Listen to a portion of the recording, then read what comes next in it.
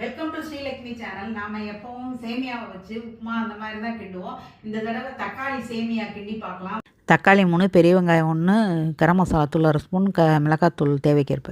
200 gram சேமியாவுக்கு 3 cup தண்ணி ஊற்றிருக்கு, 1 spoon எண்ணெய் ஊற்றிருக்கு, கொஞ்சம் உப்பு. இப்போ தண்ணி கொதிக்க ஆரம்பிச்சிருச்சு. இப்போ இதை போட்டு நல்லா குழையாம வேக வச்சு எடுத்துடணும். எந்திரிச்சு இப்போ இதை வடிகட்ட போகிறோம்.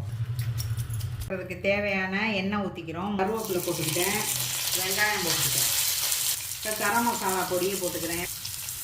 அதை நல்லா வதக்கி இப்போ பச்சை மிளகா, தக்காளி,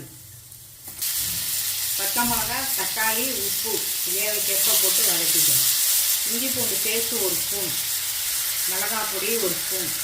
தக்காளி நல்லா மசிஞ்சதுக்கப்புறம் தான் சேமியாவை சேர்க்கணும். நல்லா உதிரியாக இருக்கணும் சேமியா. இப்படி பாருங்கள், நல்லா கலக்கணும். இப்படி நம்மளோட தக்காளி சேமியா கொத்தமல்லி தழை தூவியாச்சு. ஸ்ரீலக்ஷ்மி சேனல் லைக் பண்ணுங்கள், ஷேர் பண்ணுங்கள், சப்ஸ்கிரைப் பண்ணுங்கள்.